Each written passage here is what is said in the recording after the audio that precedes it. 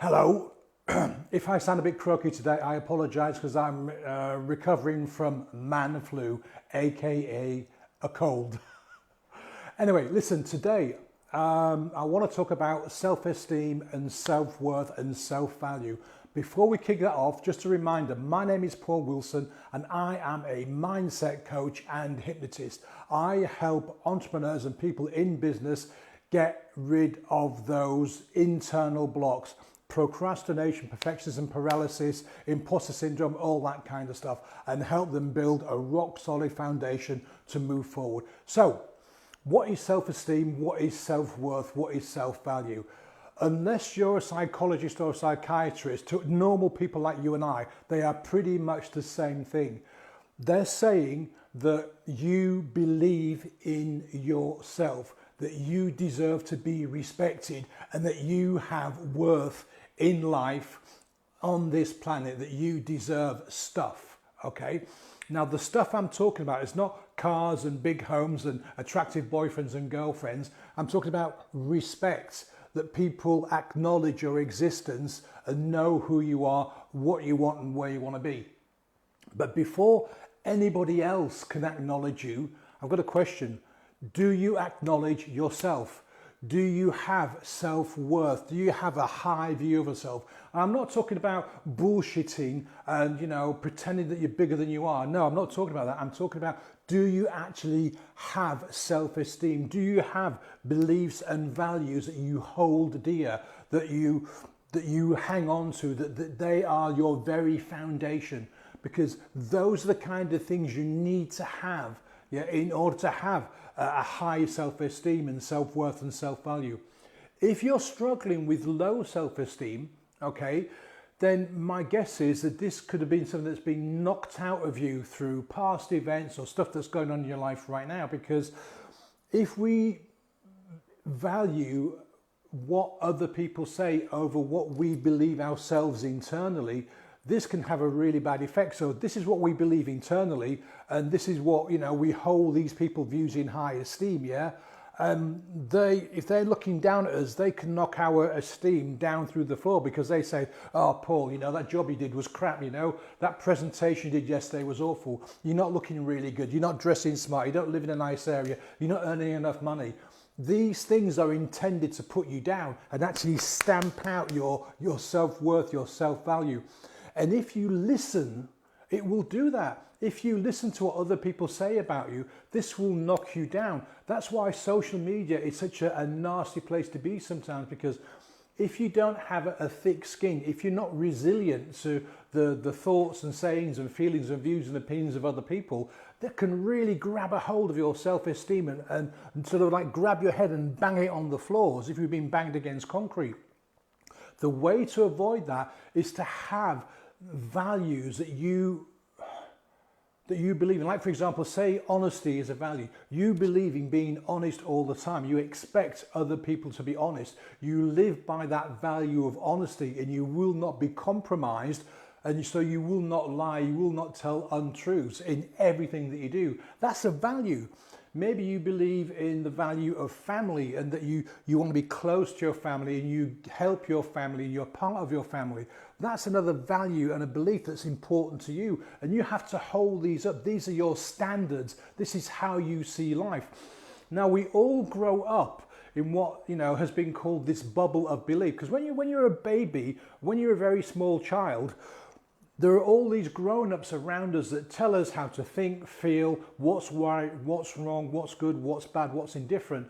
And we build this bubble around us, okay, which is, when we're young, is quite flexible, like a soft material. And as we get older, it kind of expands, okay? And if we live in a family of racists, then we believe that people from different nations, different countries are bad, are evil, are nasty, and we become racist ourselves.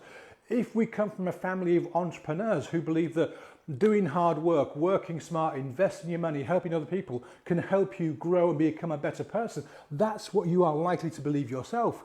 When we get to a certain age, it could be, now 20s, maybe early 30s, that bubble becomes made of rigid glass, and it's very hard for any new beliefs, any new opinions and views to actually come in. unless you become open to them, which is why it's very difficult to change people's minds about certain things. If they've grown up in a family of alcoholics and they're alcoholic themselves, that's a very, very difficult thing to challenge. If someone has grown up in a family and a background of racism, that's very difficult to change that person's view. It's going to take a lot of work and a lot of effort. If you've believed, if you've grown up believing in honesty and hard work and respect, then those are the beliefs that you will carry with you for the rest of your life. But if you've grown up in a family and a background and this bubble of belief where people weren't honest, where it was like shirk your way through life and not have any values, not have any beliefs and find the lazy way out, then this is probably why you find things really hard to actually progress in life. Our beliefs are founded from a very, very early age. And it takes a lot of guts to change those beliefs. It takes a person who's very open-minded, who's prepared to listen. Yeah, and this is where your self-esteem, your self-belief, your self-worth comes from. It's knowing who you are, what you stand for, what is important to you. And the most important thing is that you're prepared to stand up to those beliefs. Like, for example, if you believe that everybody needs help and you walk down the street and there's a person there lying on the floor and you walk straight past them, then you've just trampled on your own self-belief. You've just stamped on that because there's a person lying on the floor who needs help, yeah? And you've just walked straight past them. Now, if you really believe that you should help people, you should help your fellow man, your fellow human, yeah? You're going to get down on your knees and see if you can help. You're going to call an ambulance, find out if they're okay. That's you living your belief. And if you do walk by, you've got to ask yourself, well, do I really believe in helping other people? Or is it only when it's convenient to me because I'm late to a meeting, I've got to catch my train? That's not a value. If you're thinking, well, I've got to catch my train, this person can lie on the ground, somebody else will help them, you're not living to your true values. This is where the low self-esteem comes from, because you don't hold your values high enough. They're not important to you. So you need to sit down and have a really good, strong, hard think. A good, strong, hard think, what the hell's that? But you need to think about what is important in your life. What are your values? What are your truths? Okay, it's a bit of a cliche. What do you hold dear to you? Family, friends, loyalty, honesty, trust, compassion, love, hard work. I don't know.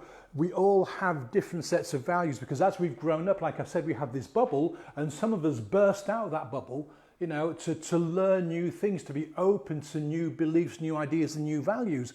And they can change over time if you are determined to say, well, the set of values I've grown up with aren't ideal for me right now. I need to change them. They can be changed. And one of the most important things that any of us can do is to shut off the noise from the outside world when it comes to internal criticism. Now, if it's constructive criticism, let me give you an example. I'm a photographer, okay? And if I enter a photograph into a competition, I'm going to get constructive criticism, i.e. an expert is going to look at my photograph and go, well, Paul, yeah, I like the way you've laid the photograph out, but I think the person should have been more central, or this should have been bluer, or this should have been greener. That's constructive. The expert wants to help me take better photographs, okay? So yeah, if somebody gives us constructive feedback, that's welcome and that will help us move forward. But if somebody goes, Paul, that picture's shit, that's not constructive, that's not helpful. These are the kind of things we need to eliminate from our lives. We need to be able to have this thick skin of self-belief so that people can't pull us down, yeah? For some bizarre reason, people get joy. Some people get joy out of being negative, out of putting people down. It gives them a sense of power. Narcissists are experts at this. Narcissists are like fishermen. They will dangle some bait and they will wind you in and wind you in and wind you in with all this lovey-dovey, complimentary kind of stuff, and bring you into their world. And then very, very subtly, it changes until they're putting you down, and it's almost like they want to make you dependent on them despite the fact that they're kicking you all the time. Yeah? So we need to build our resilience to outside interference. It's critical for our self-belief, our self-worth, our self-esteem.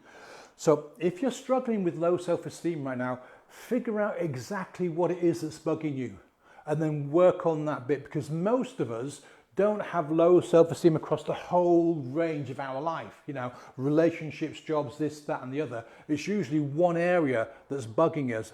That's the area you need to work on.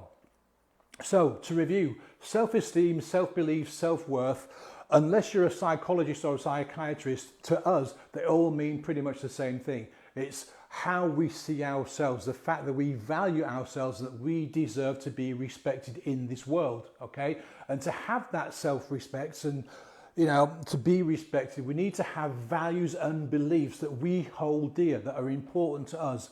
If we don't have them, then, you know, yeah, having self-worth and self-belief and self-esteem is really, really difficult. And we grow these beliefs through the bubble of belief that starts to build up around us from early childhood until, you know, sort of early adulthood, as if you, yeah, pretty much. Okay, so that's it for me today. Hope you found that really useful. Listen, drop me a line in the comments if you've got any comments or questions, because that's why they're called comments, because you leave comments, yeah? Oh dear, that's what colds do to your brain. They addle your brain sometimes. Listen, thanks for watching. I really appreciate your time, and I'll see you again soon. Bye now.